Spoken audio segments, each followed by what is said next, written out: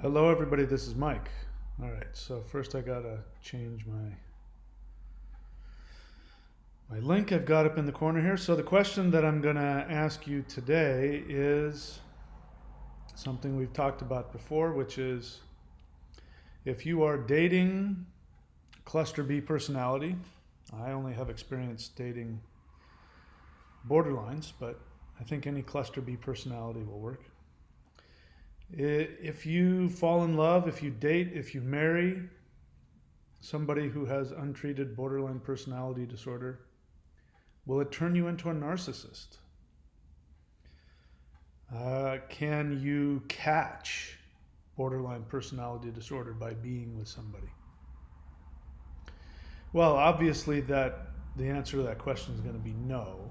Technically speaking, no. You can't catch it. But I know from my own personal experience, dating a woman with severe untreated borderline personality disorder, that when I was done, well, when she was done with me, I definitely felt like a borderline. I thought like a borderline, and I was constantly in that space. And I would very quickly discard people. If I met somebody, even if it didn't matter if it was a friend or whether it was somebody, in the grocery store or whatever, I would go through these, I would split on people. Of course, this all happened in my mind. I didn't actually take action on it. But I found myself really paranoid about people, really paranoid about what people were thinking. And if anybody showed me any kindness, I would enjoy it, and then I would turn around and then not trust them and want to have nothing to do with them. And I found that even going forward for months after, after the relationship had ended, I found myself, incapable of even the thought of being in a relationship because I would start splitting. And I started thinking, oh my God, I've caught it. I've always said that one thing that the disease of borderline personality disorder is brilliant at doing. Now, of course, the borderline is not consciously choosing to do this. This is not something they consciously do. But what they are seeking to do is, if you love them, if you are in a relationship with them, and of course, if they're untreated, then what's going to happen is they are going to seek to get you to feel what they live with all the time. So they are going to do to you what they feel or what they're afraid is going to be done to them. Of course, that's their projection.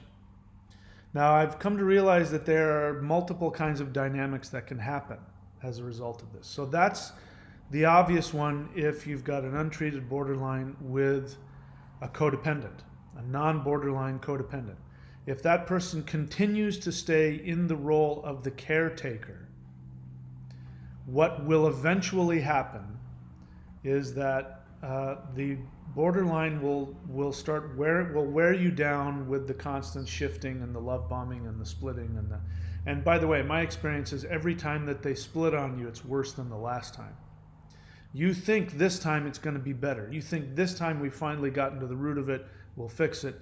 But each time you get closer and then they split on you harder and it's worse each time. Until finally, if you stay in the role of caretaker, which is what they're trying to get you to do, if you stay in the role of caretaker, then what will happen eventually is that they will discard you, betray you, hurt you, split on you, whatever it is, sabotage things so horribly that you will not be able to either come back, you will be so damaged you will not be able to come back, or they will have completely, totally discarded you and sabotaged it, married somebody else, whatever the hell, so that there's no way you can ever come back. And in that stage, you will be where they feel they are. That's the whole idea. So the insanity of it all is that you feel as though you are here to help somebody. Initially, what happens is you feel really loved. Oh my God, somebody finally loves me. I'm finally loved and seen for who I am and all that kind of stuff. And we've known each other forever and we're soulmates. And then the discards and the splitting starts to happen. And then you become the caretaker, because at some point, like with me, at some point after the initial love bomb, then they'll start to reveal whatever it is that their need is, whatever their, how they need you to take care of them and to help them, to fix them. So that's when you take on the role of codependent, officially. Of course, you're a codependent the moment you show up and stay, like I said. More than 48 hours, by definition, you're a codependent, even if you're being love bombed. But once that shifts and now you're the caretaker, now you've taken on the role and you are now the caretaker. Then the goal becomes to get the borderline to be able to experience your love, take on your love, and then give it back. That becomes the goal for you. That's their conscious goal as well. They may consciously want you to love them. They may want you to nurture them and heal them and give them everything they didn't get as little babies. But the end result is going to be that they are going to seek to transfer their unconscious experience into your waking conscious hell. You will consciously be aware and feel what's going on with them. When they have done that to as much perfection as is possible, that's when the final discard comes, because you no longer have any use for them. Again, this is all happening on an unconscious level. They're not consciously doing this. Before I go any further, let me just say, I have to give my disclaimer. I am not a therapist. I am not a licensed mental health professional. I am not a borderline. I am not an expert in borderline personality disorder or any other mental illness whatsoever. I am simply somebody who was a codependent in a relationship with an untreated borderline, and I have survived and I have achieved a level of recovery. And as always, I give you, in case you want to know, the three-pronged approach is: number one, therapy with a qualified therapist who knows how to deal with codependence and cluster B personalities. Number two, coda.org. I'll give it to you if you don't know. Somebody didn't know what it was. coda.org. Work the 12 steps of Codependence Anonymous. That's step number two if you want to have what I have. And then step number three is to have a daily spiritual practice of your choosing. Do all those things on a daily basis to the best of your ability, and if you're honest and ruthlessly honest with yourself, you can recover. You'll find out what you thought was happening was not happening at all. Something else entirely was going on. And you don't have to have any pain or any misery. I have no pain, I have no anger, I have no resentment. It's amazing to me, the projections. Now, if you go back to the first videos I did on this channel, yes, I was in a tremendous amount of pain. I was confused. I was working very hard to try and get my sense of self and my sanity back. So in those first videos, yes, it's true. I was in a lot of pain and I was not doing well. But just recently somebody asked on the channel, why does he make this video? And somebody, volunteered to respond for me and said, because he's so devastated. You can hear it in his voice, and he hasn't gotten over it yet. And I'm like, no. Trust me, I've gotten over it. I don't spend any time thinking about her except about when I'm doing videos on this channel. And the reason why I do this channel is to give back. When I stopped making videos on this channel, a couple of months, I completely forgot about the channel because I had fixed myself. I had healed myself in those ways that I just mentioned. I had forgotten about that relationship altogether. I saw this channel was blowing up and people were really wanting my help and wanted me to keep making videos, so I keep making videos. And it's a way for me to give back. And it's a continual life lesson. There's a big life lesson in this, which I talked about in the last video. But today we're talking about what happens when you actually get infected with some cluster B personality disorder. In this case, if you're with a borderline, as I said, there's a few different ways to react. The first one is if you become the codependent, the caretaker. If you take on the role as the caretaker, then the borderline has to take up the role at some point, will take up the role as the narcissistic abuser. So bear in mind there's a difference between being narcissistic and being a narcissist. There's a difference. People, especially codependents and borderlines too, throw out that word, you're a narcissist, or that phrase. They throw out that phrase, you're a narcissist, far too easily. And just because somebody isn't doing what you want does not make them a narcissist. That's very narcissistic of you. You see the projection? You're wrapped up in your narcissism. You want somebody to do or be or say something, and they don't. And so your projection is to call them a narcissist because they're not doing what you want. There's a difference. But the borderline has to take on the role of the narcissistic abuser if you take the bait, which they are throwing out bait to get you to become the codependent. If you take that bait and you take that role on and you become afraid of them splitting on you, you become afraid of them rejecting you, you become dependent upon the love bombing phase that happens, then you take on that role. They have to counterbalance that by taking on the narcissistic abuser when they split on you. But there are other ways that you could deal with it. And another way is to become a narcissist. Now, the easiest way to do that is if you are in fact a narcissist. If you are in fact somebody who has NPD, then the borderline will seek you out. So they're gonna test to see if you have both. And I'm gonna tell you something. There's a very good chance that you already have a narcissistic streak within you. And they're gonna test to see which one of those tendencies they're gonna bring out in you. I know because it happened to me. So you guys know me, right? I'm not your typical, wallflower codependent. You know, there's a certain type of people who are they're just straight 100% codependent, and they're just kind of like these wallflowers that, come in to fix you. I'm obviously not that. I've got other stuff going on, which is why I mentioned 12 steps, because I've been doing other 12-step work for almost 40 years in another program, which I will not mention. But I do have a narcissistic streak within me. Surprise, surprise. That's why I'm able to take people's crap and give it back to them without blinking an eye. So my quiet borderline ex actually saw this in me and actually spent a lot of time trying to bring it out in me. The way she described it was that she has this intuitive gift where she knows what somebody's sexual fantasies are.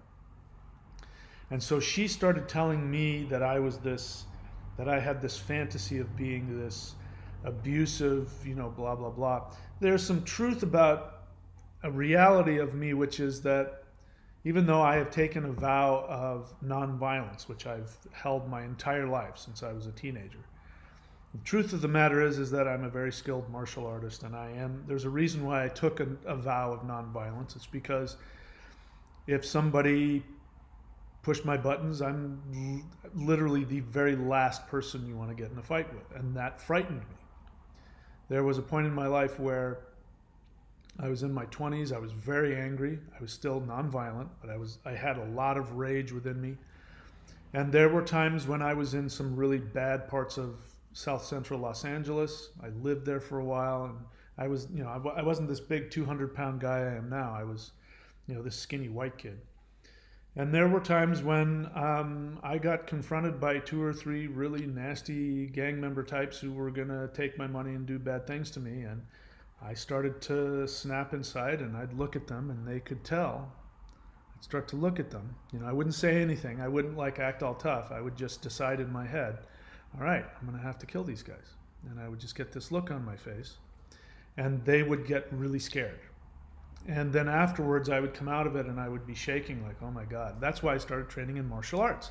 Not because I wanted to be a tough guy, but because I wanted to have some skills so that in case something happened, I could rely on my skills instead of that rage that, was in the back of my brain there waiting to come out. So don't worry about it.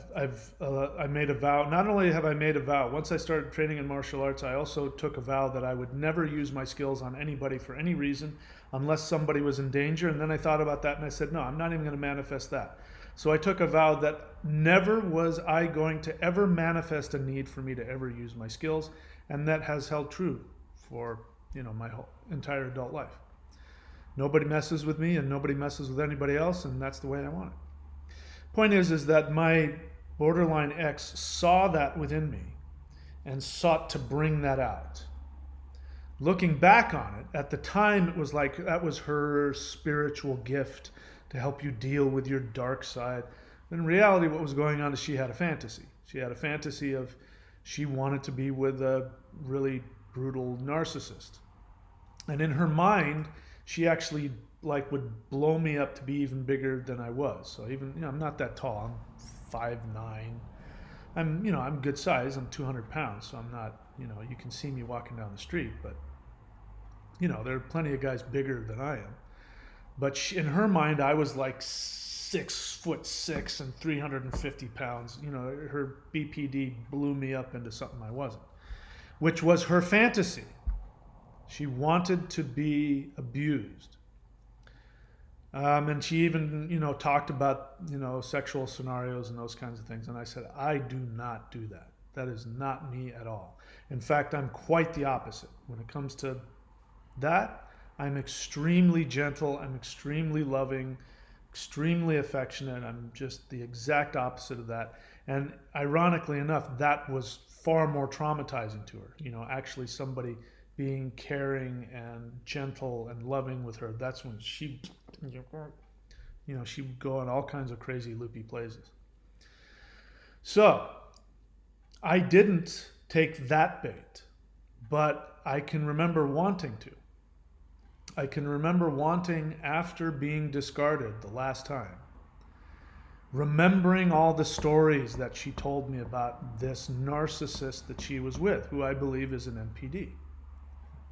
And all of the sexual abuse and all kinds of other stuff, which I won't get into, that he did with her, and he was with her for a long time, and this all that, which was part of the reason why she was so sexually free and open and crazy, and oh my God, what a fantasy for some of us guys, is because of that. And so when I got discarded that last time, I fantasized about, I should just become this full-on narcissist and have her come over and tie her up and, stuff that I don't do. I'm just not into any of that stuff. Or just treat her like crap, or, tell her, come on over, and if you say one word I don't like, you're going to leave, and, and I was doing that simply because I was addicted to her, and I thought if that's what it took to keep her, then that's what I would do. And of course, the more I thought about that, the more I realized, wow, I am in so much pain that I'm even thinking like this. So, I went and got help, started talking to my therapist and worked the 12 steps of CODA. And, because it would be me walking away from my essence. That's not who I am. I'm actually an incredibly loving, caring, sweet, I'm like the guy. I'm the guy that you could put, your girlfriend with, your sexy, hot, bikini girlfriend model. I'm the guy you could say, hey, will you, spend the afternoon, taking my girlfriend out to, because I'm going to be the one that would never violate that. I'd protect her. I'm that kind of guy. I'm not the other guy. So for me to start thinking along those terms, that means I'm throwing away my integrity in the hopes of getting love, which is, again, codependence. You throw your boundaries away in order to get love. So those are kind of your options. Now, probably what does happen, which I've read, and I've said this before, is once you have taken on the role of the caretaker, and you have been devalued over and over again, At some point, in order to keep the relationship going, you will have to become a counter-abuser. You will have to become the narcissist. And you will have to be cruel and mean in order to keep the borderline wanting to come back. And so if you say, well, I was with my borderline for 16 years or 20 years, I can't tell, I don't know exactly what happened, but I'm pretty certain that there was abuse going back and forth in order to keep things going, because that's how you avoid real intimacy. Because otherwise, if when the intimacy happens, then the borderline has to leave you. Because, as I said in one of my other videos, if you love a borderline, they must punish you. That's what borderline personality disorder is. They have been branded, they have been molded, they have been imprinted at the very earliest level of their existence as an infant. The abuse, the neglect, whatever it is, the combination of whatever it was that traumatized them and broke them when they were the most needy for love and intimacy. The most needy time in any being's life is when they're an infant. They were broken and branded. And that branding, the message of that, the message of the whatever trauma was, the message they received was, you are a worthless piece of shit and you deserve to suffer and die. Now, they don't know that. That's not conscious. Little babies don't have that ability to understand that, but that's the message energetically imprinted into them, which you cannot take away. It's like a brand. You can't take it away. They can learn, if they get treatment, they can learn how to handle the response of that. But the response is, if you love them and your love makes contact, their only response, it's like an instinctual response, is to kill you. Not physically, emotionally, psychologically murder you. That has to happen. That's why when your love really finally hits home, which is what they're asking, the whole dance of splitting back and forth and hoovering is this dance of the borderline saying, if you can just learn how to find the way in and love me and have it hit home, I will love you back. And then when you finally do, then they say, now, yes, you've reached home, I must kill you. Now I will discard you and destroy you ultimately so that you can never come back to me. And that is their projection, because their greatest fear of being abandoned is exactly what they create, because they've been imprinted to do that. So that's why if you want to stay with a borderline for a long time, then unfortunately you have to get into that cycle of abuse. So you're either going to be the codependent and they take on the role of the narcissistic abuser, or you become the narcissist and they pretend to be the codependent. Here's what I found about borderlines. Borderlines will destroy a narcissist.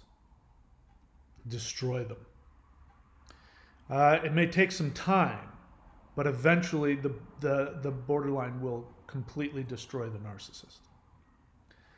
The narcissist, of course, is feeding off of the victimhood that the borderlines live with. They live with that, they experience that, the chaos, the pain.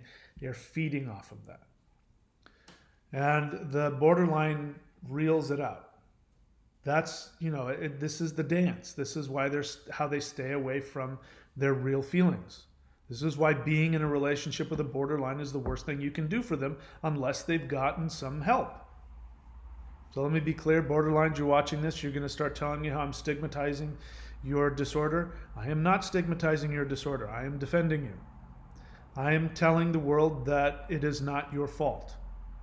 You have been traumatized and abused at such an early age that you can't help the things that go on inside of your emotional life and your brain. You can't help it.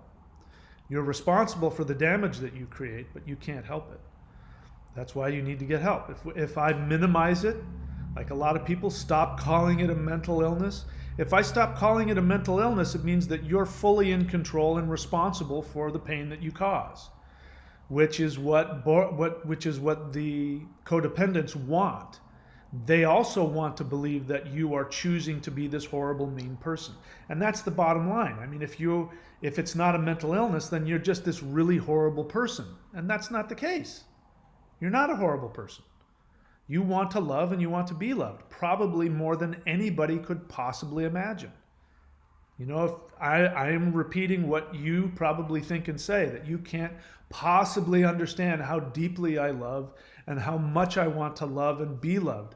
And it's so traumatic for me that I can't allow it in my life, and I don't mean to do it. I can't help it. Stop calling me a horrible, evil person. I'm not. I deserve love. I know you do. But I'm also here to tell you, as you know, that your mental illness is really traumatic on everybody else. So let's stop screwing around and finding some middle ground that says nothing to anybody. Right, so I'm going to read some, I'm starting to babble here, so I'm going to read a couple of comments to prove this. And I appreciate everybody's comments, especially from borderlines who share their experience. Borderlines in recovery, especially. And as you know, if you don't know, I'm telling you now, if you leave a comment, either on the live chat or on the channel, if you leave a comment, the whole world can see it. So me reading it aloud and analyzing it, I'm not throwing you to the wolves. If you don't want me to look at your comment, don't leave it there.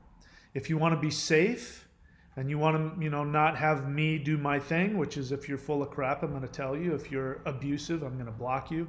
If you are passive aggressive, I'm going to tell you. If you're in denial, I'm going to tell you. If you need education, I'm going to educate you to the best of my ability. You're on my channel. That's what I'm going to do. There's a good chance I'm going to do something that's going to offend you or hurt your feelings. If you want to avoid that, the easiest way is to not leave a comment. The second easiest way is to ask me an honest question. If you ask me an honest question, then you're likely to get the best response from me. So I'm just letting you know how to interact with me. All right, let's see here. I'm looking for one comment in particular which shows exactly what I'm talking about. How the codependent can be trained to become the narcissistic abuser.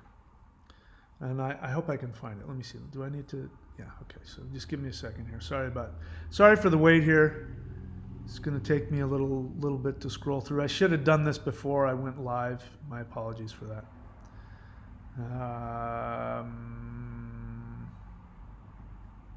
Here it is. I'm not going to say the guy's name because you're going to find out my thoughts about this comment. Maybe I should be more empathetic. It's actually very sad. Let me say this. This is a sad state of being. This is a person who clearly seems to be codependent, was in a relationship with a borderline and got deeply, deeply hurt. And then, instead of being honest and working through the feelings, which I'm almost certain this person probably isn't in any kind of recovery, then this person took the bait, and then after whatever it was that was hurtful to him, he then became the narcissist. So he says, she came back, I used her for the night and then told her to beat it. Felt great, got to discard her. And I replied and I said, no, it didn't. You became her. That's not what you want. You lost. So not only did he lose, but he was trained, because the borderline, in their untreated regressed state, what they want is for you to discard them. They want to be abused. They want to be rejected. That's what they're imprinted to expect. And that's why they discard you, because you don't do that to them. If you don't abuse them and discard them, they will discard you. And if you do treat them horribly and all that kind of stuff, then they tend to stay. Now, we don't know what's happened. We don't know if this guy's in the middle of the dance and she's going to come back. And if she does, God help him. because she will come back, like the obedient puppy dog, and he'll say, yes, that's I'm in control, and she'll lure him in, and trust me, she will have the last word, and he will be the one crying when it's all said and done. If he really does have that ability to lure her back and seduce her for the night and then toss her aside and walk away forever, then he was infected and became the narcissist. And again, she won. That's what she wanted unconsciously. And, from the other perspective, let's look at it this way. How disturbed and in pain must an individual be to brag about that to the whole world? So what this person is saying is that that he was with somebody who had a mental illness. He obviously is on this channel, knows what BPD is, so he knows it's a mental illness. So there must be some part of him that knows that she can't help what she's doing or has very little control over it. And instead of acknowledging that, he took advantage of a sick person, took advantage of somebody that was mentally ill and made it even worse. So if it wasn't bad enough already that this borderline who has been told from infancy that they're worthless and don't deserve to be loved because of the abuse, maybe that was a direct or an indirect message, they got that feeling. They're driven by this thing to go out and to either abuse and or be abused, and hopefully you'll reject them and keep them in that state, because that's what mommy and daddy did, and that's what love is. If mommy and daddy made me feel bad and rejected me and abandoned me, then if you love me, you'll abandon me too. That's the unconscious thing. So you're telling me that you knowingly did that to somebody who can't help themselves.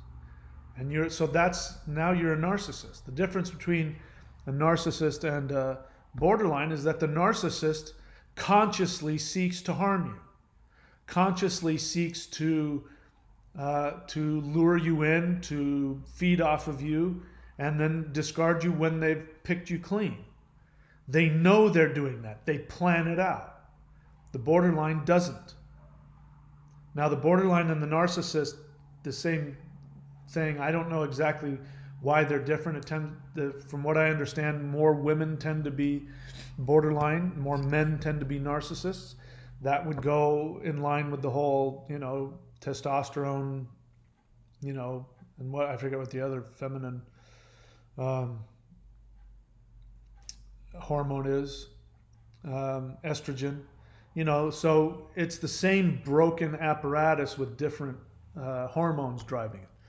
Borderlines are said to be vulnerable narcissists, which means that narcissists and borderlines have the same root issue. It's just that narcissists have a much better defense mechanism. So they've created, better walls to protect their lack of identity from the world. So instead they present themselves, Donald Trump, they present themselves as these perfect people who never make any mistakes, and they're just complete total screw-ups that can't accomplish anything. If they happen to be intelligent and they're narcissists, then you end up with Hannibal Lecters. But it means that they have no self, they have no identity, they feel completely, totally worthless on all levels. They know they're a fraud. They run around trying to prevent people from finding out all of their lies and manipulations. They have no empathy for anybody else. That's a narcissist. So what this guy is bragging about is he's saying, yeah, she hurt me really badly. So to get her back, I became a narcissist. I knew exactly what I was doing to her, and I did it to her, and I objectified her and then tossed her in the street so that I could feel somehow vindicated. So you're proud that you've become the worst human being on the planet. It's a very sad state of being. So I would say to this individual, why not instead just be honest? You're really hurt. This person really hurt you. You loved them. You made yourself available to them, and you didn't deserve whatever she did to you. She hurt you really badly. Why not have the strength within yourself to pick yourself up and leave her alone? If you know she's BPD, why do you want to make it worse? How does that help her? She's going to walk away feeling worse than ever. I feel very sorry for both of them. Another comment I'm going to go to, which is coming from a BPD, and I was speaking last time about how if you truly love the borderline, if you are the empath, you say, I'm not a codependent, I'm an empath, and I just love unconditionally, and I only want what's best for them, and don't stop calling me codependent. I'm not codependent. I don't have any unconscious selfish agenda. I am here as my cape flaps in the wind, big giant E on my chest, super empath. There actually is a thing. Can you believe it? There really is a thing. Go look it up. Super empath. There's a bunch of people walking around talking about how they're super empaths and they destroy narcissists. It's just unbelievable. People I'm saying it as a joke, but people, I'm only this far away from what people actually say about themselves. If you truly love somebody and you know that the borderline, you know that they have borderline personality disorder, and you know that it's a mental illness, and you know that they're in pain, you know that they're victimized, and that what they need is love and nurturing, then the kindest thing you can do for them is to get the hell away from them so that they can get help. Borderlines who aren't in treatment aren't going to want to hear that, of course, and I understand that, but you can't help them.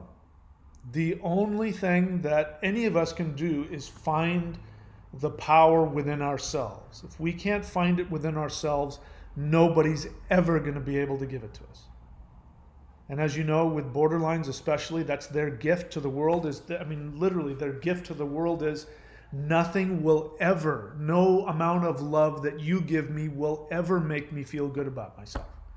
It's a spiritual message to the whole world, and they're embodying it by saying you must find love within yourself. You must first truly love yourself. You must find your identity within yourself. If you take your identity from anything outside of you, other people, you will be miserable.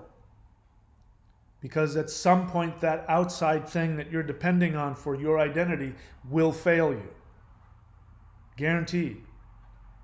So if you really love the borderline, then you have to leave them. You have to say, I can't be with you. This is painful and toxic for me.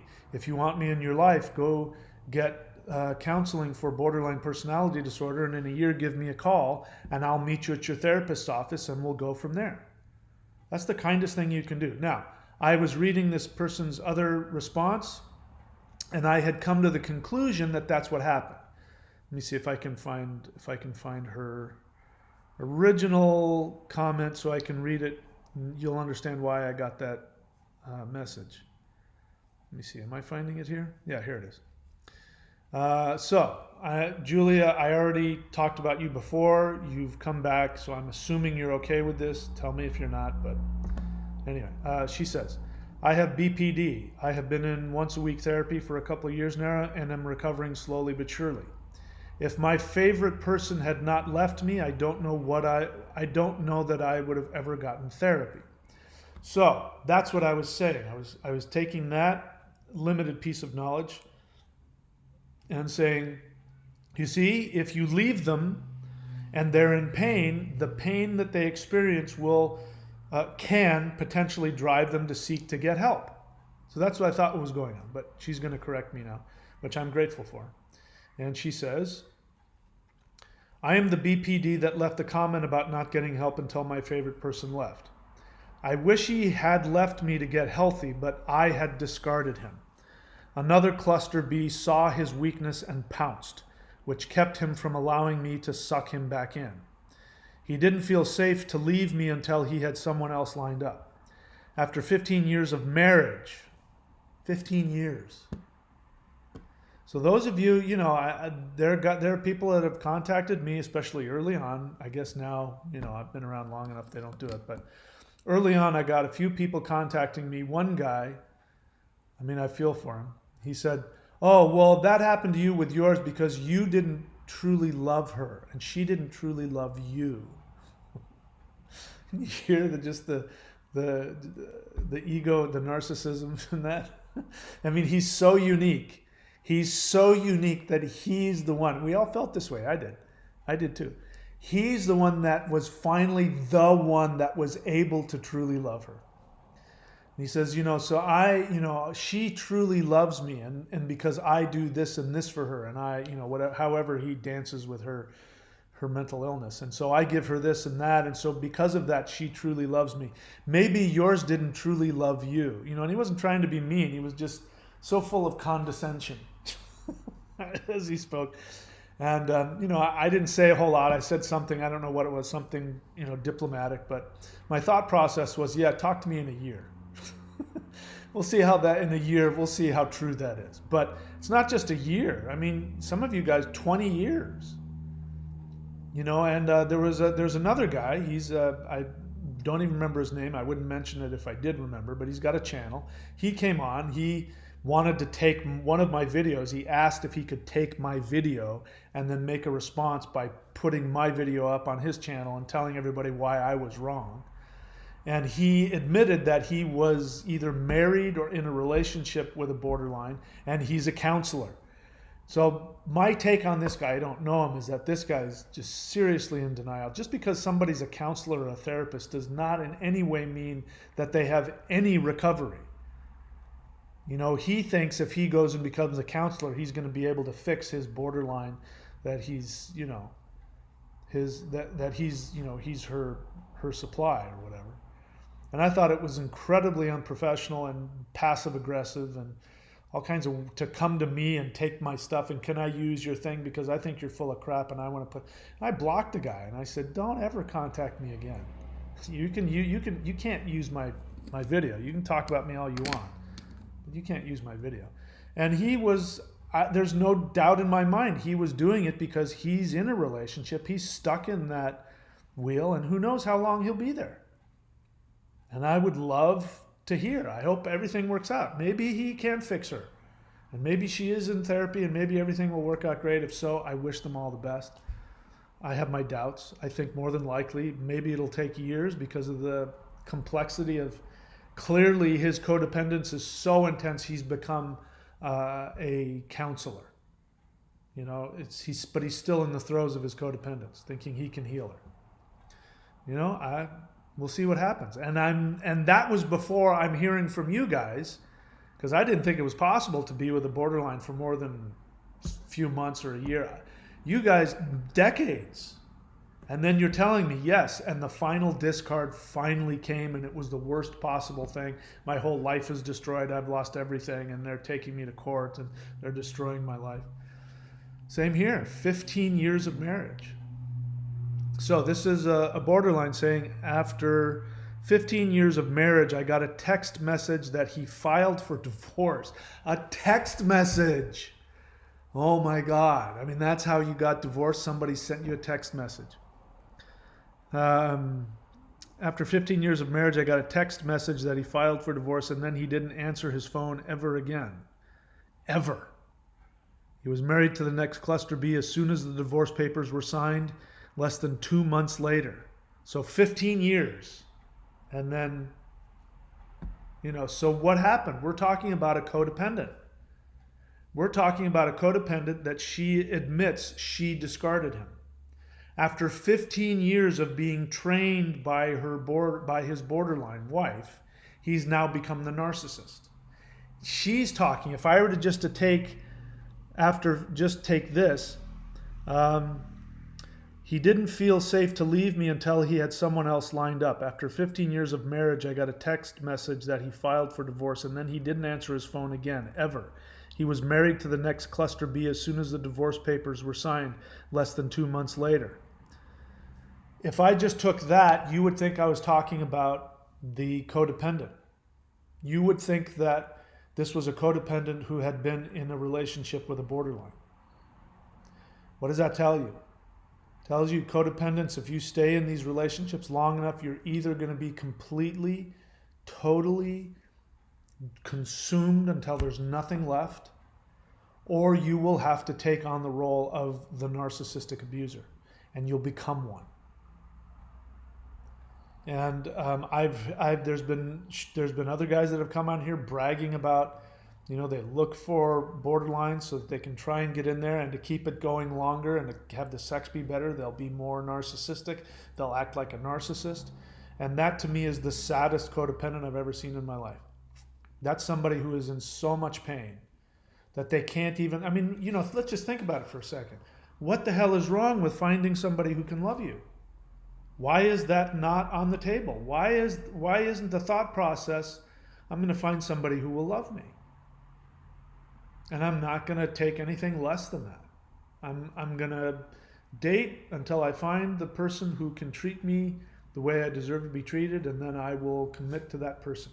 Why is that not the narrative? Why is the narrative, yeah, I was with them, but now that I've figured out what's going on, I'm going to try and manipulate them to get what I want, which of course you can never. You can never. The borderline will always be 10 steps ahead of you. Not because they're evil geniuses, but because they are completely clueless to what they're doing, and they have been trained. They're like, you know, sleeper agents. They have been trained, they've been branded. You can't manufacture that in yourself anywhere near to the degree that they live it. They, you know, just trust me, you will end up losing that every time. The only way to, quote, win with a borderline is to leave and let them go get help. Let me see, is there anything else in this comment that I think is worth talking about? Yes. So again, she's talking about the codependent that she was married to. I'm assuming. I could be wrong about that, but I'm assuming. He was married to the next cluster B as soon as the divorce papers were signed. Less than 2 months later, he spent a good long while getting his revenge. I won't go into it, but he was ruthless in trying and succeeding to ruin anything good I had left in my life. The things he did at the end were worse than anything I ever did. We don't know that, but that's definitely her experience. And she might be right. And I did some terrible things. At that point, I had a choice to give up and make my exit from this world, or get help and keep living. Making the choice to keep living was the hardest thing I've ever done in my life. One of the ways I know I'm managing my, I don't, all right. So good for her. And I did, I congratulated her. Congratulations. Let me see, she says this. This might be interesting for us to hear. I don't know if I read all this yet. Finally, I get to the point I encourage anyone in an abusive relationship to love yourself and your partner enough to leave. But I urge you, please be as kind as possible. I know that will be difficult, but 10% of borderlines commit suicide. I almost didn't make it through the revenge portion of that divorce. I would love to direct him to your channel. I think he would benefit, but we are no contact at this point. It's been 6 years. We both want it that way.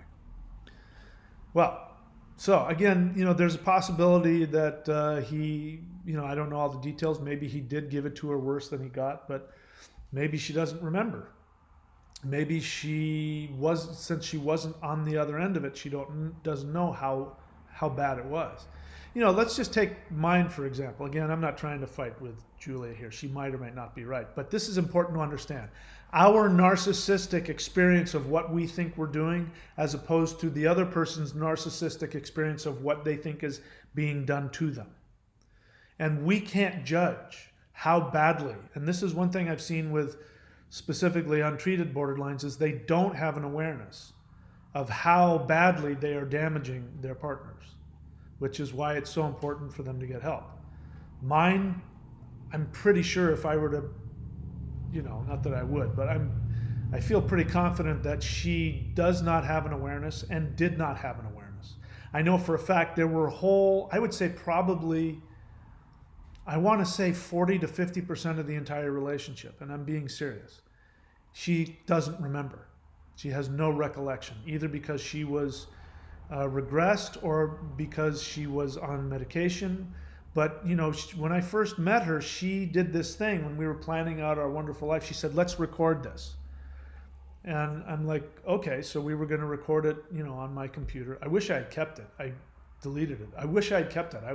I can't play that for you because I don't have, that would be wrong. Anyway, never mind. I wouldn't have done that. But we recorded, and she was telling herself on the video who I am, what I've done, how I did this, and how we connected. And she was trying to convince me, and it was a little too hard. She was like, no, this is a spiritual thing. This is a magical thing. And I'm realizing now she was recording it because she knew she was going to forget.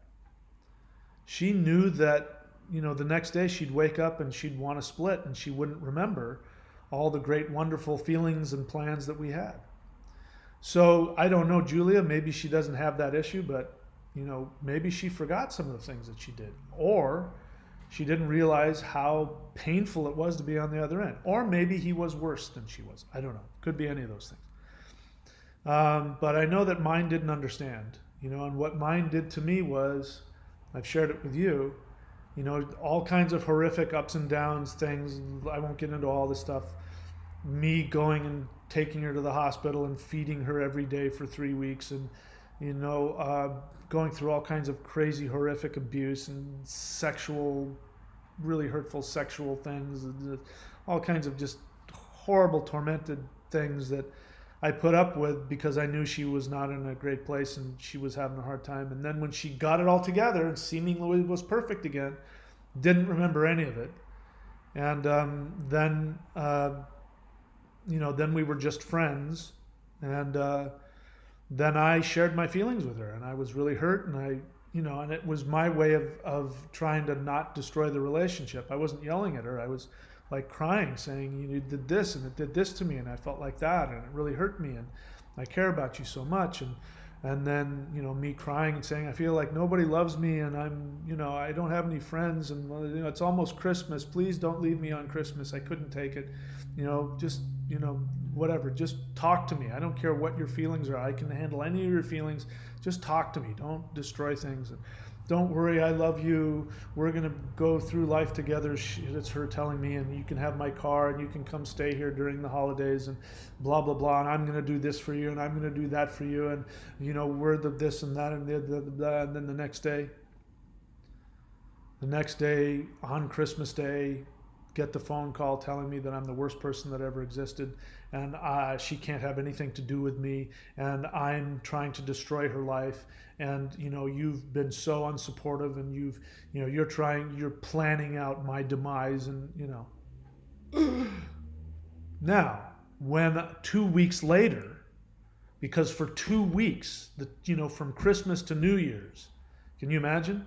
By myself in an empty house, crying my eyes out on the house, that 3-bedroom house that just has, all I had was a mattress, and I'm crying my eyes out as everybody's having, family parties, and, everybody's happy and everybody loves each other, and I'm by myself in a strange country, in a strange town that I haven't been in a strange country. And after 2 weeks of that, I had to go get some closure. And I said, I know I'm going to respect, your desire of no contact, but I just have to understand, I can't wrap my mind around it. I need some closure. I don't understand. And I tried explaining to her, can you at least understand why it's so confusing to me? And then I said, and do you realize the timing of it? She goes, what do you mean? I said, well, when we were talking that day on December 24th, she goes, December 24th? And I go, yeah, remember Christmas Eve? And she goes, Christmas Eve? I can't handle dates. I don't. And then I can't do this anymore. And she gets up and, runs back in the house like I just hit her over the head with a baseball bat or something. She doesn't understand. She doesn't have any idea how horrific and horrible, and it was the worst thing to do for me. For me, that's the worst thing somebody could do. I mean, it would have been bad if she had cheated on me. Would have been bad if she had betrayed me in all these other ways. Those would have been really horrible. But the worst thing that somebody could have done for me, which I told her ahead of time, the worst time of year for me is Christmas.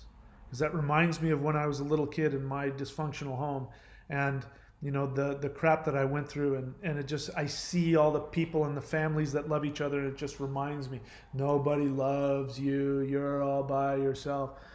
And she knew that.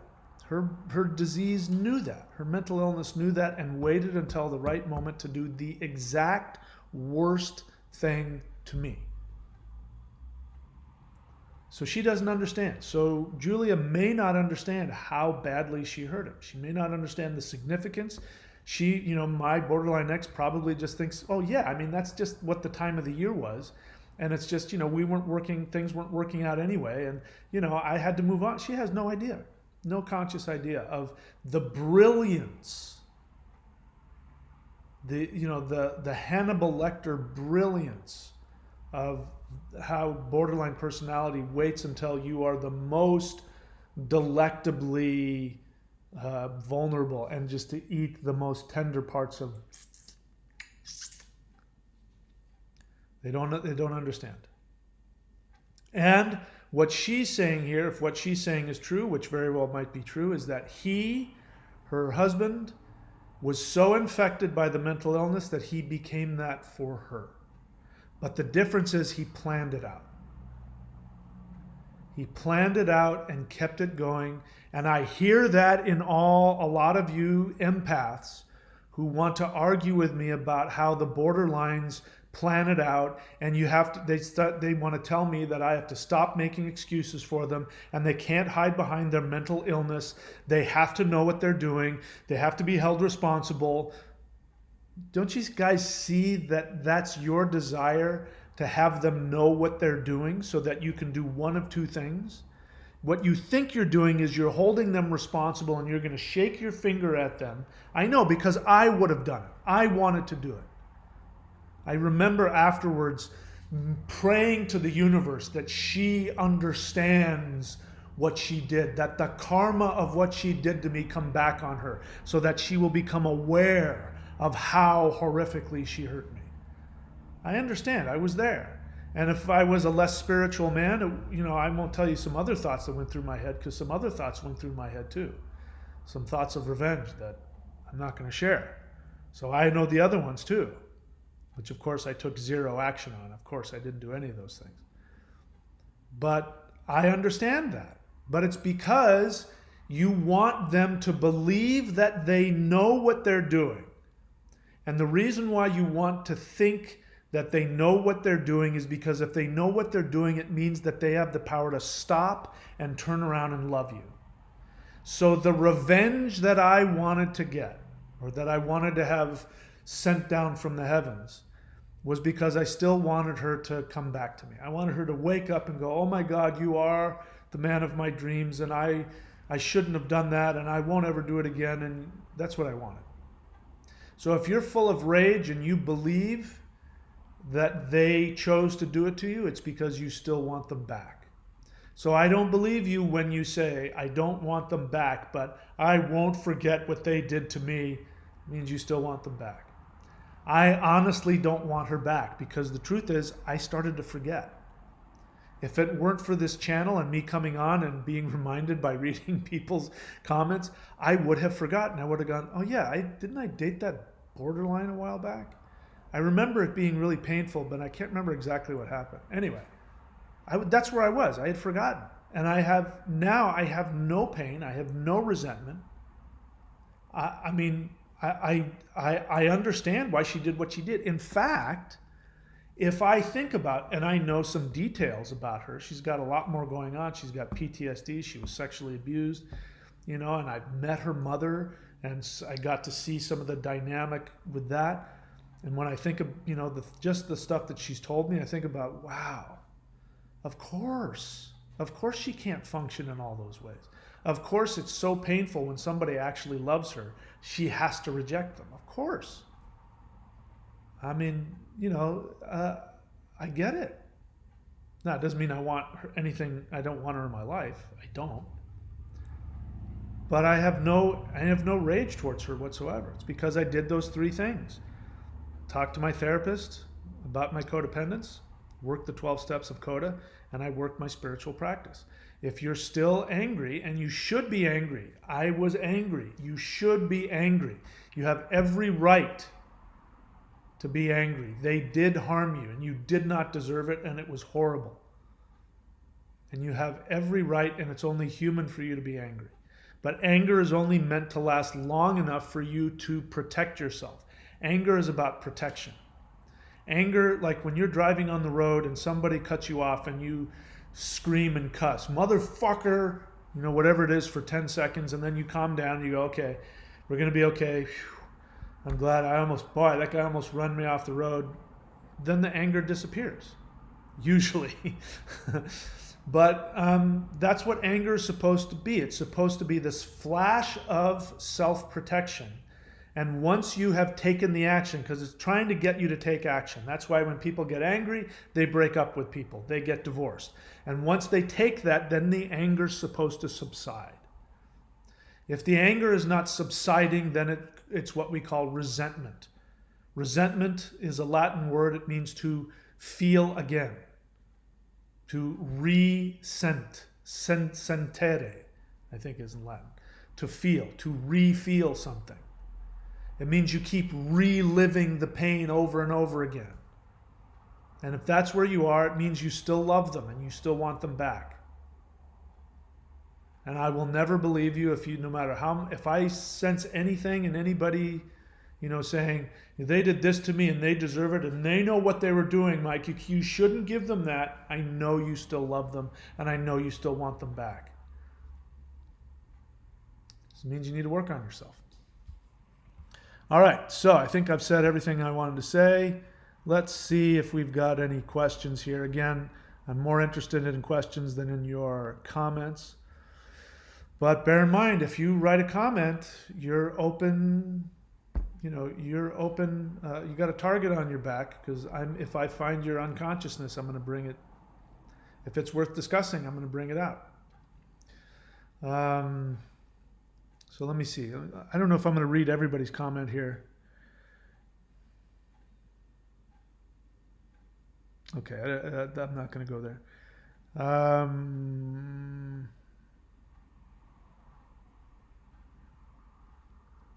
And it's also good, if you want me to have a context, let me know what your role is. Are you a BPD? Are you a partner of a BPD?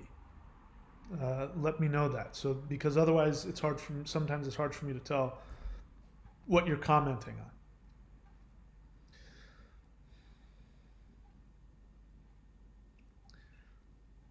on. All right, so let's see. Got a lot of comments, people, wanting to understand. This is why I prefer questions.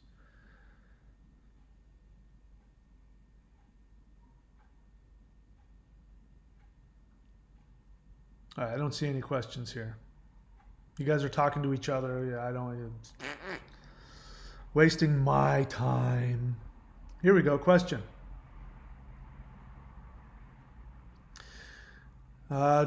Does discarding mean the BPD physically leaves for a period of time, or is that what is meant by splitting? Okay, it's a good question. So splitting doesn't necessarily mean anything other than this is something that's happening inside of the borderline. So there's a whole spectrum of borderlines, and they can be really extreme, or they can have tendencies, or they can be a quiet borderline, or they can be a rageful borderline, or they can be borderlines that have all kinds of different ways of acting out their mental disorder.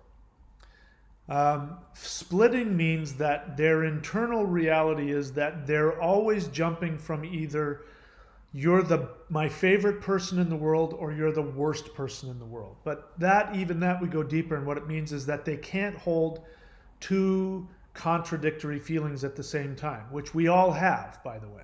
So this isn't unusual. Borderlines are not unusual. In fact, if you want to know the basic building blocks of the human psyche, look into how borderlines function, because they're operating from the space of where is she? I have to be able to see myself. There she is. The little baby here, the little baby borderline here. That's why I have that picture, because this is where borderlines are operating from. They're these damaged infants. And that, you get the basis of what, is the basis of creating a human personality, which is why borderline personality disorder is so toxic and so horrible for both the borderline and anybody else, because we're talking about the basic building blocks of the human identity got fractured. That's my way of putting it. Borderline personality disorder, at infancy, the basic foundational human identity was fractured beyond repair. Doesn't mean they can't grow and heal. I'm just saying they'll never fix that. That's never, their identity will never get fully fused, and then they'll act and be like everybody else, and they'll never have borderline tendencies. That's never going to be the case. I'm open to be wrong about that, but that's my strong belief based on what I've seen. It means that internally they can't tolerate having two feelings at once. Like right now, I have two feelings going on. I'm enjoying talking to you, and at the same time, I'm wondering, are there people out there that are going to judge what I'm saying? At the same time, I'm hungry, and I want to stop the video and go eat. I've got all kinds of conflicting feelings going on. But I'm perfectly capable of staying with this until, this stream comes to a natural end. I will help that by having a sip off of my kombucha cola here. But borderlines, because they're arrested, emotionally and psychologically arrested at wherever the trauma occurred, usually in infancy, it means that they think and operate like an infant. By the way, if you don't know this, if you are in a relationship with a borderline, they will never, ever be able to see you as anything other than a parent. Even if they're in therapy, they may learn how to act differently and adjust their behavior, but their emotional reaction to you will always be from the standpoint of the infant, and you're the parent. So in that stage, they're either, think about how babies think about mom and dad. Mom and dad are bigger than God.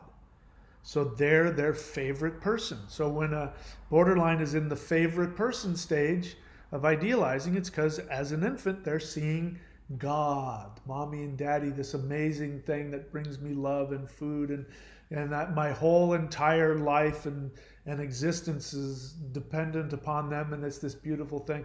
Oh, mommy went out of the room, and I'm hungry, and mommy's horrible. I'll scream crying until mommy comes back in, and then mommy is, the perfect person again. They can't have the in-between.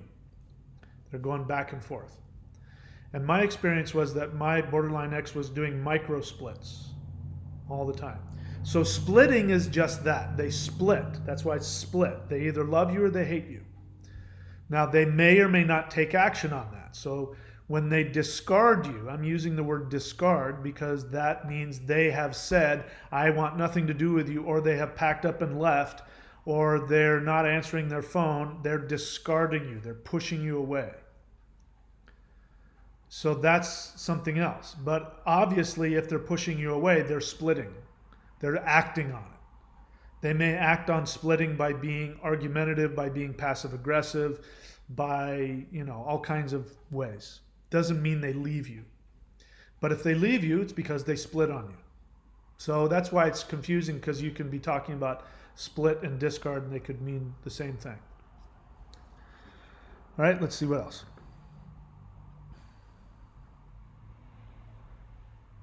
Isabella Lobato, how can we stop this crazy cycle? I'll tell you how. Number one, get therapy. Well, first, let's go with A, which is before number one. Leave the toxic relationship. 1, get therapy. 2, go to coda.org and work 12 steps. Get a sponsor.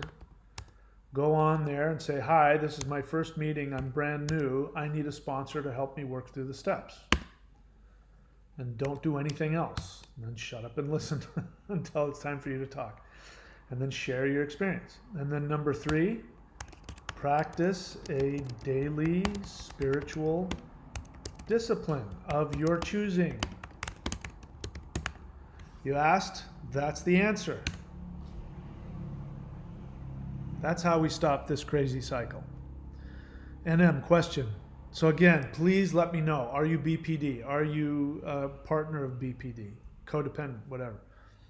Mike, you mentioned that your soulmate was the best of both worlds like a BPD, but with the long lasting stable side. How would you describe how the two relationships differed exactly? I don't remember saying that. It sounds like something I would have said. I'm more interested in why you want to know. Does it matter? Why do you want to know that? How does that information help you? I find a lot with codependents that they have questions, but their questions are designed on them trying to figure out how they can fix things in the future. You know, somebody asked me, or somebody said I think the last one, I've been researching different kinds of triggers. And then they had a question. And I said, why are you researching different kinds of triggers? That sounds like you're trying to figure out how not to trigger somebody, which is a waste of time, because everything will trigger the borderline. There's not like, if I don't do these 5 things, they'll never get triggered. They get triggered all by themselves. They don't need you to trigger them. You just happen to be in the room when it happened. You know, you farted, you burped, you looked at your watch, you answered your phone, you answered a text.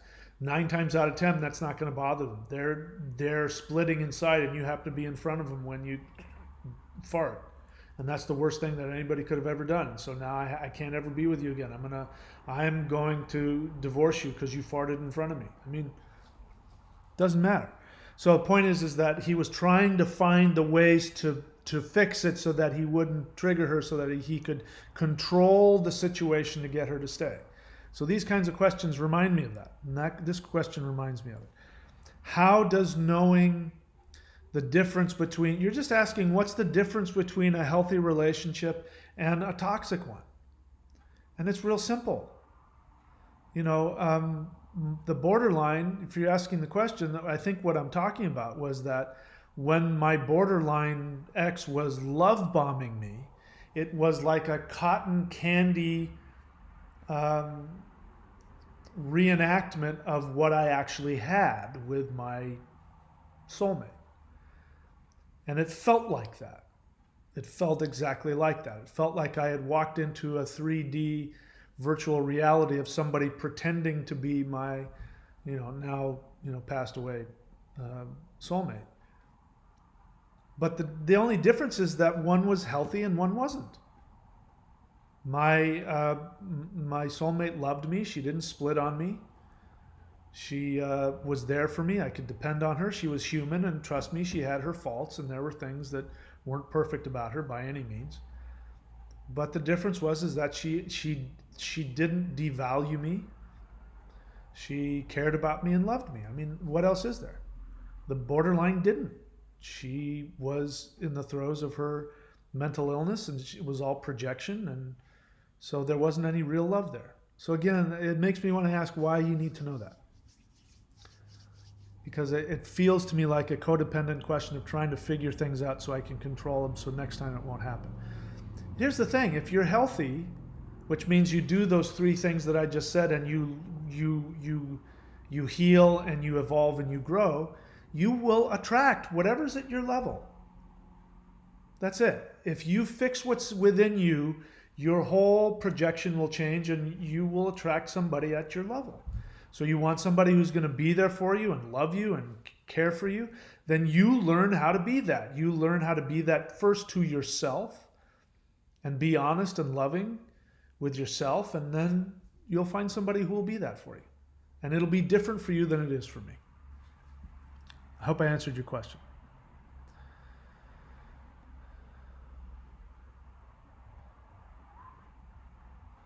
All right, again, it's hard for me to answer questions because you guys are talking back and forth. On my other channel, I don't allow that because it's a whole different thing. And I tell people only ask questions. If you do anything other than ask me a question, I'll delete you or block you because of this reason. I'm having to scroll through all of the back and forth. But this channel is a little different, so I won't put that on you. Let's see here.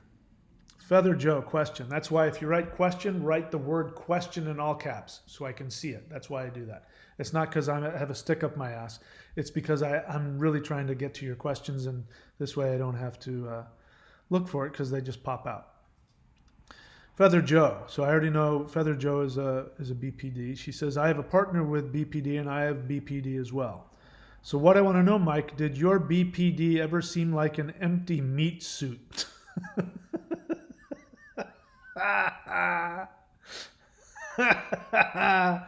Or is my BPD an actual NPD? All right, Feather Joe, I know a little bit about you because we've had some discussions.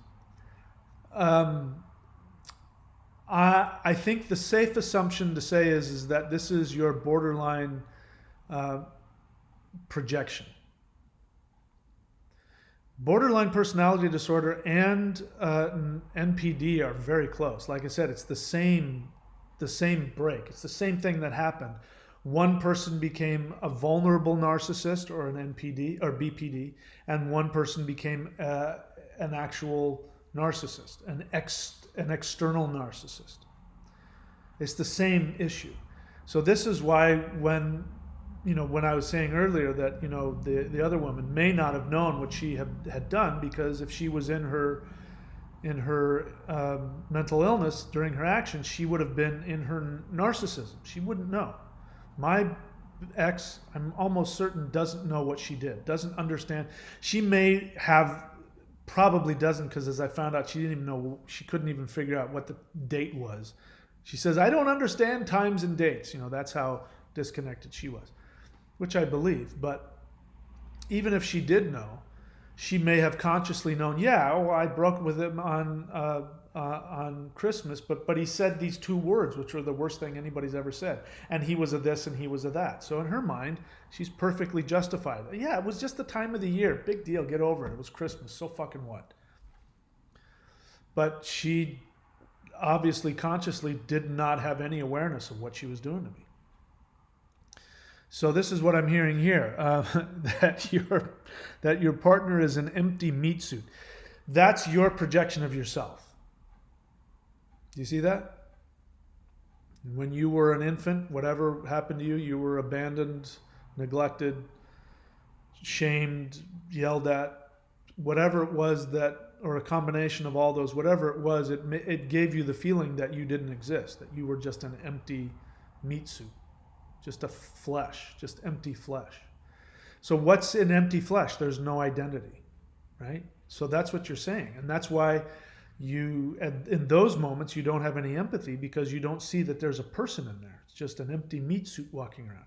That's your projection. So, this is why I'm saying it's, I can't remember exactly, but this is why I think it's really good to be in therapy.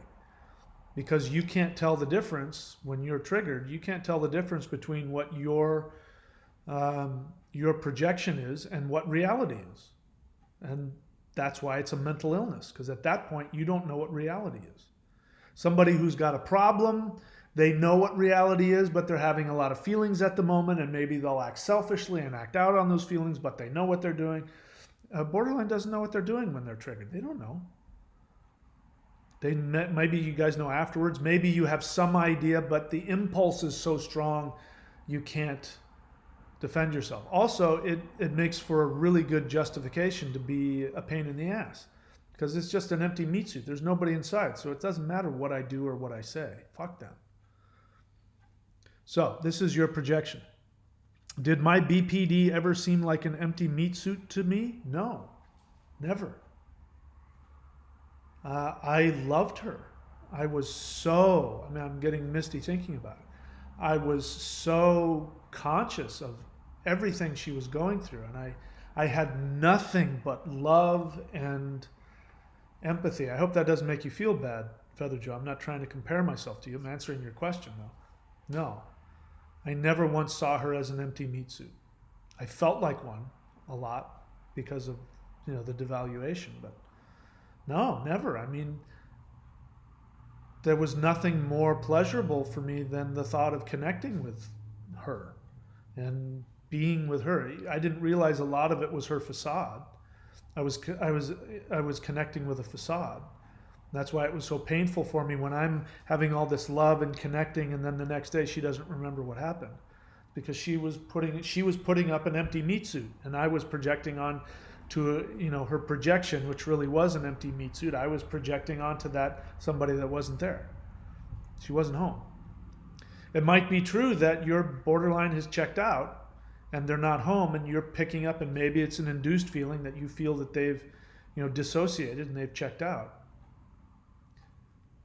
But my take is that the safe thing to do is just assume that's your projection of yourself. So next time that happens, your BPD partner is walking through the house and they're in an empty meat suit, you can stop and go, this feeling I'm having about them, that's what I was told I am. And have your feelings about it. Go, wow, I'm not an empty meat suit. I'm a person with a soul, and I have feelings, and I deserve to be loved, and I deserve to be seen, and I deserve, and that's what happens, by the way, when borderlines are acting out really horrifically. They're trying to say, see me, I'm here. So that's why it's so extreme. That's why they have to break up with you in the worst possible way at the worst possible time and say the worst things you could possibly imagine, because it's a way of somebody who is screaming. The little infant who's left alone in the house all by his or herself, it's making me sad thinking about it, scream crying, hoping somebody will come and pick them up. Never happened, and they broke. So this is you. This means that you love this person, Feather Joe. It means that you love this person, and probably this person loves you. And when you feel the intimacy, and or you've received some intimacy, it would be a good idea to look and see, when you see them as a meat suit, it would be good to see, did that happen right after an intimate moment? And again, I'm thinking of my borderline ex who, the sex was unbelievable. And she was clearly just a sexual fiend, a maniac, loved it, right? And then afterwards, she would act like nothing happened. And I would be talking about it. She said, yeah, sex doesn't mean anything to me. I don't even remember what happened. And I'm like, what are you talking about? I wish I could film you. You were begging for this and wanting that, and you were so there, and the look in your eyes, and you're telling me you don't remember any of that? She's like, no, I don't remember that. That's because it was intense and it was intimate. And so she dissociated from the intimacy because it's too painful. So is your BPD dissociating because you just had an intimate moment? Are you projecting your wanting to dissociate and disconnect from the intimacy by seeing them as this empty meat suit? Again, this is why therapy is such a good thing. And interesting, you want to turn your BPD into a narcissist. Isn't that interesting? I was reading somebody else's comment who was a borderline, who was, I think, either really early in therapy or basically untreated, and saying the same thing, that not the exact same thing, but saying something to the effect of, they admitted that they had broken up and split on their boyfriend, and that he was saying this and he was saying that, and he must be a narcissist. And I was like, well, where did you get that? How is he a narcissist? You're the one that broke up with him. What are you talking about? This gives you an idea, because you have to demonize the other person. You have to demonize them so you can justify destroying them, because that's what it is. When you split, every time you split, it's psychological murder. Don't get me wrong, I'm not calling you a murderer. I'm just telling you inside your mind. That's the extreme, that's the pushing away, is psychological murder. When people actually commit murder, they're trying to actually literally get this person out of their head. And they're under the delusion that if they end that person's life, it'll take the feelings that they have away. And of course it doesn't.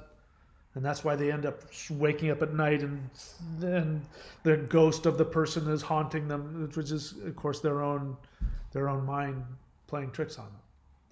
So it's psychological murder. And you only do that when you feel like if you're under threat. So the bottom line is, I'm willing to bet that your partner loves you and has shown you some love, and you are flipping out, and or you're just feeling love for them. If you were to go back and before you start seeing them as a meat suit, if you go back maybe some seconds before and see if there was love there, there was a feeling of fear, there was a feeling of intimacy, a feeling of vulnerability. And if you go past that, maybe a feeling of need and a feeling of love. And then in order to protect yourself, then your brain told you, oh, I don't have any love for her. No, they're just a meat suit. Not only that, they're a fucking narcissist. What am I doing with this person? And you know, the other day they said this, that motherfucker. I can't believe anybody would ever say, that's the worst thing anybody's ever done. The next thing you know, you're kicking them out of the house. So you might want to do that. Every time you have that thought, stop and go back and see what happens. Please don't take anything I say as gospel. I'm not a therapist. Anybody. I'm just coming up with ideas. I have no idea how to treat borderline personality disorder. Those are just some thoughts. Please go see a therapist.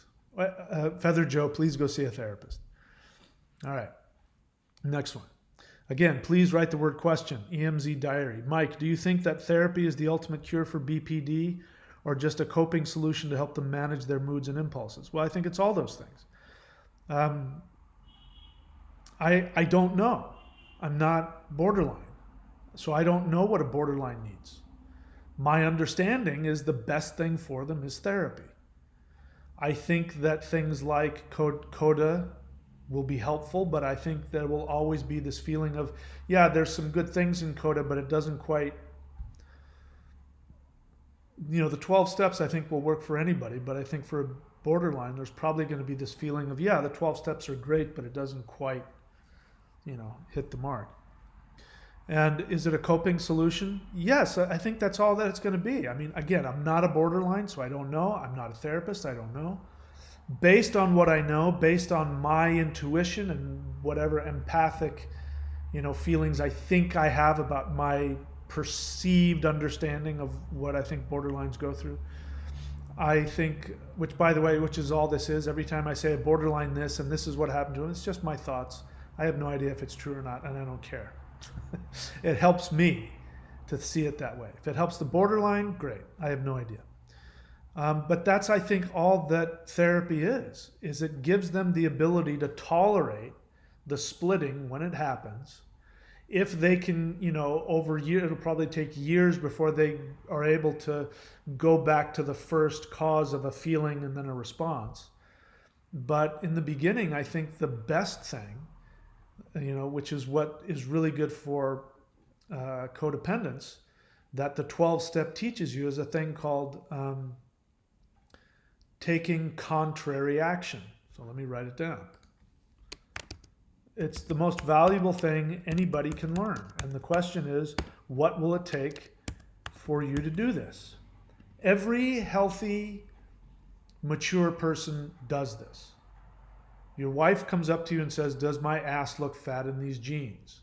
You don't say, oh my God, where the hell did you get those jeans? It looks like you've got like a fermenting onion stuck inside of it. You don't tell them what you're really seeing. You first have to figure out your wife well enough to know which answer she's going to want to hear. Because if you say the wrong answer, you're not getting sex for a month. So you take contrary action and you say whatever it is. You say, no, those jeans look perfect on you. Or you say, you know what? They're good, but you know, those other ones are a little more slimming around the waist. And oh, thank you so much for telling me that. Yeah, I have no idea. You have to figure that out. At some point, you figure out what taking contrary action is and you do that. When I go to the store, they don't do that so much here in Australia. In fact, where I'm at now, I love interacting with people across the counter because they're so helpful and kind, and I don't know what it is about Australia that I just love people's you know, the way people deal with customers. I don't know why. Maybe it's the accent. I don't know. But back in the States, holy crap, I hated going up, you know, at the whatever, I mean, picket.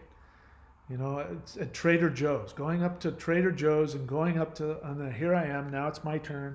And this guy is going to first ask me, hey bro, how's your day? And then he's going to say, did you watch the game today? Or he's going to ask me, what are you doing for the weekend? And I'm going to want to say, listen, Junior, I'm just here to buy some fucking food.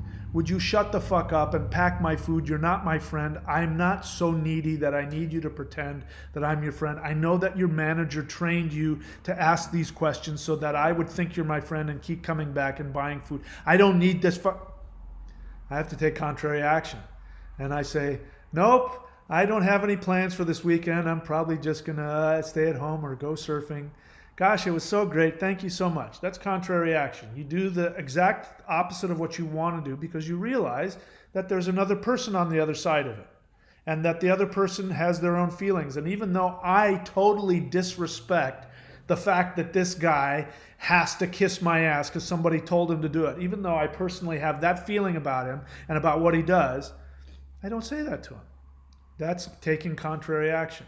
An alcoholic, they're looking at a beer, they're at a party with their friends, and somebody left their perfectly good beer sitting next to them, and well, I'm going to pick it up and drink it. You take contrary action. You get up and you walk away, and you call your sponsor, whatever the hell it is.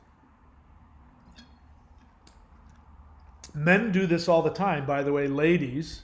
I'm sure women do it too, but men do this. When men tell you they love you, it doesn't mean they have a squishy feeling in their heart all the time. Maybe they do have a squishy feeling in their heart. When a man tells you he loves you, he's saying, I'm committed to you. No matter how fucking stupid or crazy you are. No matter how fat your ass is in those jeans, I am here for you. Honey, do you love me? Yes, honey, I love you. All right, that's contrary action. Men have learned how to do that. They function differently than women. That's how they take contrary action. Borderline, when they want to tell you you're the worst person in the world, you said the phrase, the sky is blue, when I was talking about the green grass, and I can't believe you said that to me at that, and you're the worst person. That's the contrary action is you say something like I've heard, honey, I'm having a moment. I'm having a baby moment, and can you leave the house for a couple hours? Because they know if they don't say that, they're going to split, and they're going to say something they're going to regret. That's taking contrary action. So, is therapy just learning how to cope? Yeah, that's all it is.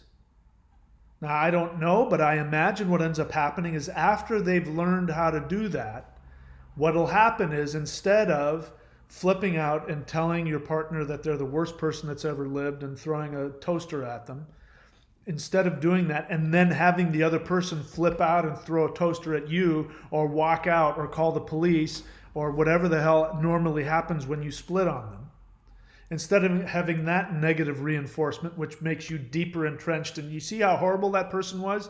They did this to me, they did that to me, and they did this to me.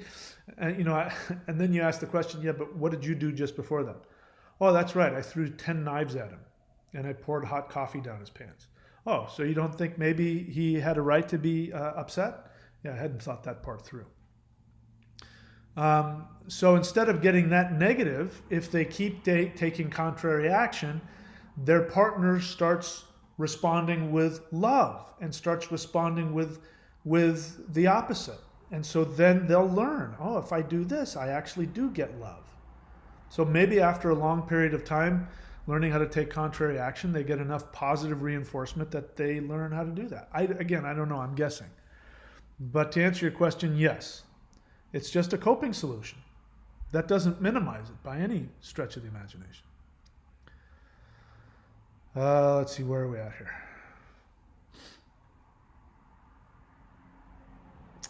NM, question response. I don't know what a question response is. It's one of the other. Best of both worlds soulmate question. I guess it's about knowing about healthy Okay, all right. So that's not a question. Please. Oh, you're talking to each other.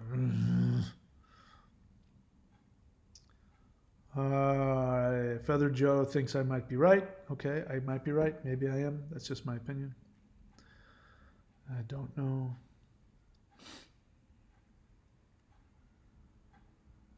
All right. All right, so you guys are just talking to each other, blah, blah, blah. All right, that's it for me then. I am going to call it an afternoon. Done a lot of work today, so I don't know what I'm going to do. Before the sun goes all the way down, I'll take a walk on the beach and listen to the kookaburras laugh. All right, that's it for me. I will talk to you guys later. This is coming up here pretty soon. Keep your eyes open. I'm going to have something. I don't know when, but it's my intention to have something up here directed towards codependence, but who knows? Anyway, that's it for me. Again, I appreciate your comments and your questions. The more that you put on the channel, the more things I have to talk about. If you have questions for me, you can put them on the, after the videos are up in the video comments section, put a question if you want me to make a video about something. And if I think it's a good idea, I will. All right, that's it for me, guys. Talk to you later.